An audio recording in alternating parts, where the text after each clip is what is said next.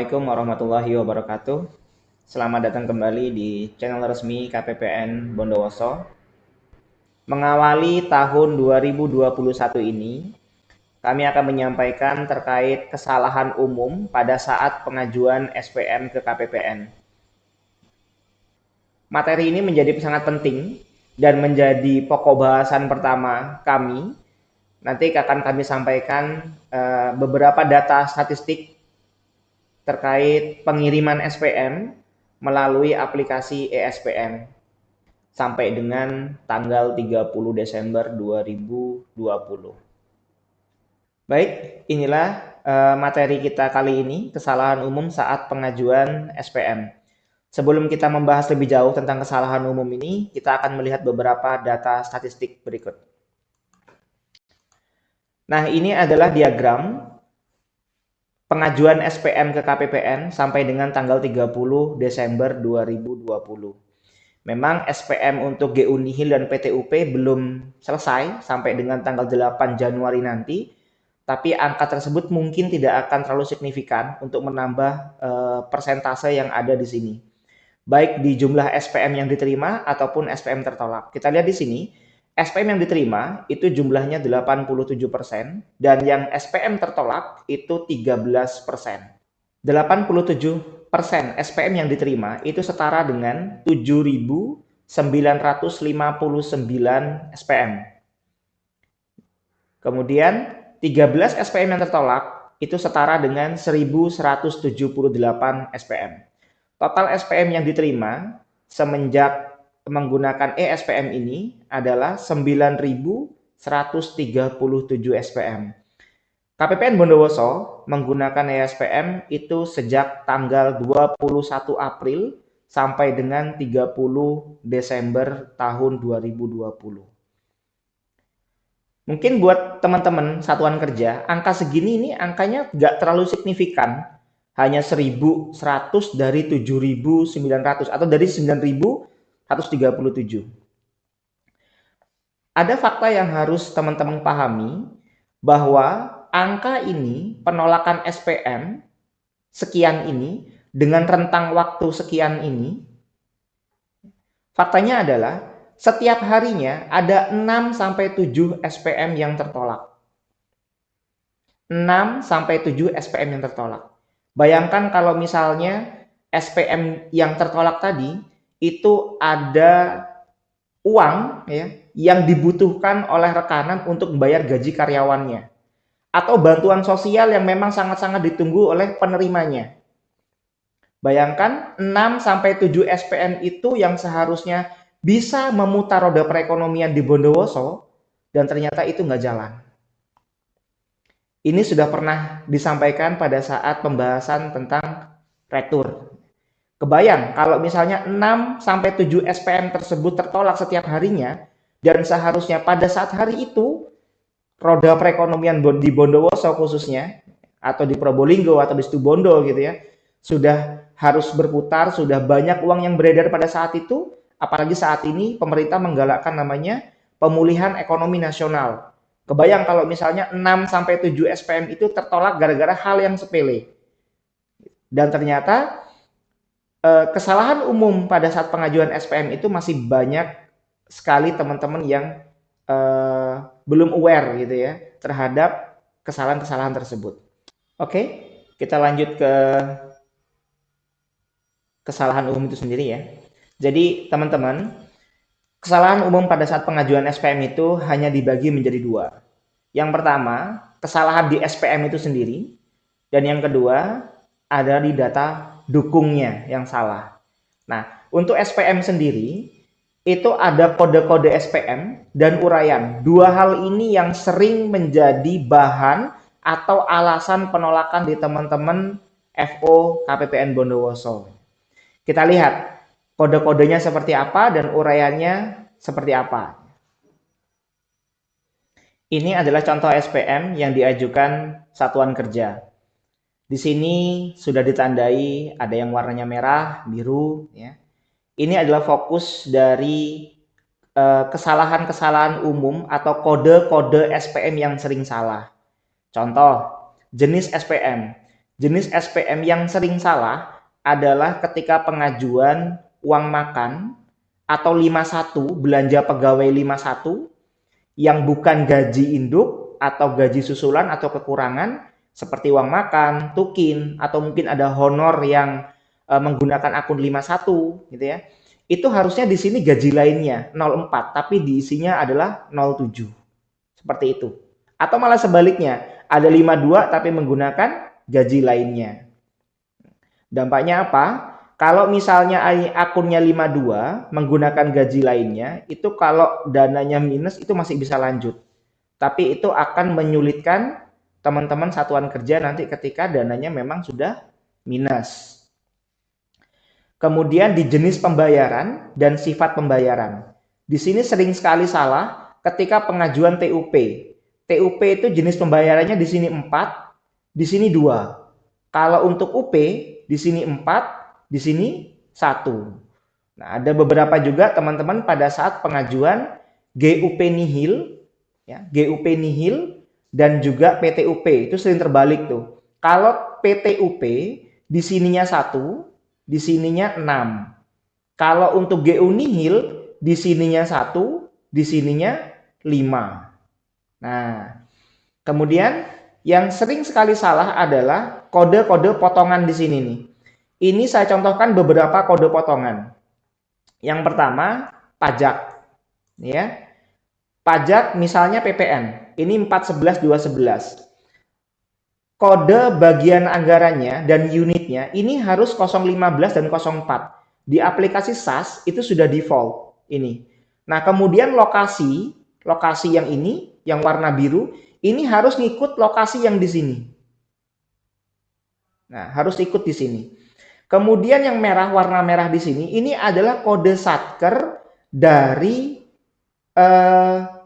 pemilik NPWP yang ada PPN-nya ini. Misalnya, Satuan Kerja Situbondo memiliki rekanan yang ada di Surabaya. Maka ini akan menunjuk langsung otomatis KPP yang ada di Surabaya. Nah, beda dengan kalau PPH. Kalau untuk PPH pasal 21, 23, PPH pasal 4 ayat 2, ya, itu menunjuknya NPWP di mana bendahara itu melaporkan SPT-nya. Jadi kalau misalnya rekanannya dari Surabaya, dia kena PPN dan kena PPH pasal 23 misalnya. Nah, di sini otomatis akan ngikut di KPP Situbondo. Kalau misalnya rekanannya, satkernya asalnya dari Situbondo. Jadi ini jangan diubah ya. Ini kode-kode ini jangan diubah. Kalau misalnya mau dicek, seperti tadi, lokasi ini harus sama dengan lokasi ini. Gitu ya. Nah, ini kode saker ini jangan diubah. Ini udah default dari aplikasi SAS-nya. Kemudian berikutnya untuk gaji, ini yang sering salah juga. Ini kode satker untuk potongan 81132 dan 81135. Nanti tolong sesuaikan untuk yang TNI Polri ya. Itu kode potongannya menggunakan bagian anggaran 999, lokasinya 0151 dan kode satuan kerjanya 440780. Ini jangan diubah juga. Ada beberapa satker itu yang merubah kode ininya menjadi kode satuan kerja. Ini juga default dari aplikasi SAS ketika mengambil RKP dari GPP. Jadi kalau misalnya ada SPM yang tertolak terus diubah, gitu ya. Ini tolong perhatikan lagi kode-kode ini. Pajak segala macam, jangan sampai ini berubah dari kode-kode yang seperti ini. Ini untuk gaji induk, gaji susulan atau beberapa belanja pegawai gitu ya. Kalau untuk gaji lainnya, belanja pegawai gaji lainnya biasanya hanya muncul PPH pasal 21. Nah, oke, kemudian berikutnya ini ada potongan tahun anggaran yang lalu. Kemudian ada potongan tahun anggaran berjalan dan ada potongan UP atau TUP. Baik tahun anggaran yang lalu ataupun tahun anggaran berjalan di sini, maka ini kode bagian anggaran, unit, lokasi, dan satuan kerjanya ngikut yang ini. bagian anggarannya, unitnya, lokasinya, satuan kerjanya untuk kode-kode akun seperti ini. Ini ngikut satuan kerja penerbit SPM-nya. Gitu ya. Oke, ini untuk kode-kode di SPM ya.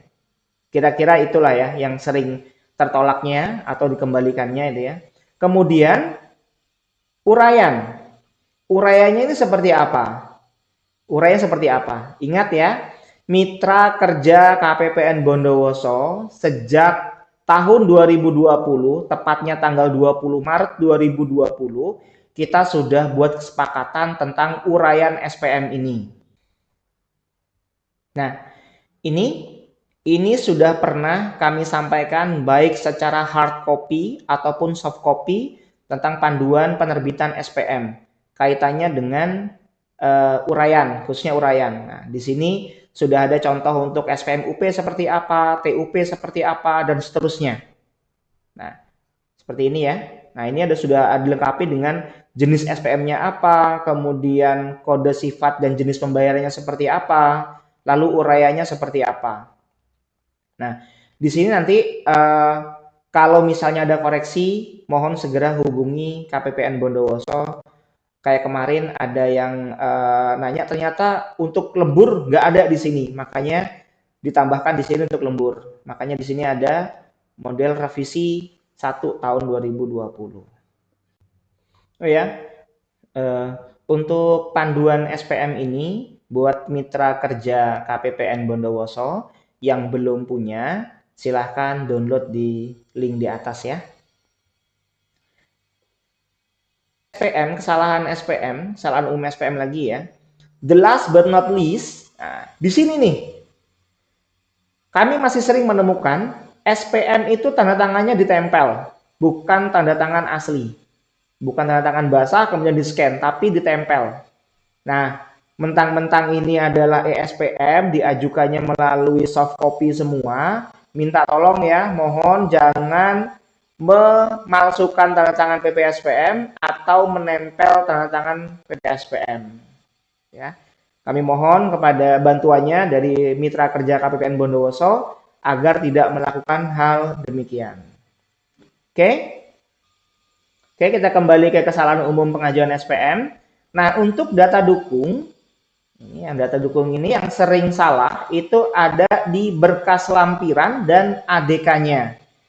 Kalau berkas lampiran misalnya untuk pengajuan SPM PPNPN yang diajukan tanggal 21 sampai dengan tanggal 26, mohon gunakan SPTJM sebagaimana per 08 tahun 2018. Nah, itu kadang-kadang nggak ada, makanya tertolak. Atau mungkin kontrak, SPM kontraktual tapi tidak melampirkan karwasnya dan karwasnya kadang realisasinya nggak ada. Nah, itu juga tertolak. Nah, untuk ADK ini yang kebanyakan tertolak itu karena tidak ada PIN, satu. Yang kedua, ADK-nya rusak biasanya gitu. ADK-nya rusak. Nah, biasanya diulang saja atau mungkin kode barcode di SPM itu tidak sama dengan ADK-nya. Seperti itu ya. Oke, baik teman-teman, mungkin itu saja yang bisa disampaikan terkait kesalahan umum dalam pengajuan SPM ini ya. Semoga bermanfaat dan semoga di tahun 2021 ini penolakan SPM karena kesalahan-kesalahan ini dapat kita minimalisir dan juga terkait dengan supplier tadi. Jadi pada saat pengajuan SPM nanti begitu diajukan dan tidak ada kesalahan secara sistem ya, atau mungkin terlepas dari sistem ada yang maintenance atau apapun itu, ketika diajukan benar dan bisa kita jadikan SP2D. Baik, terima kasih sudah meluangkan waktu untuk menyimak video ini. Semoga bermanfaat dan Assalamualaikum warahmatullahi wabarakatuh. Tunggu video selanjutnya.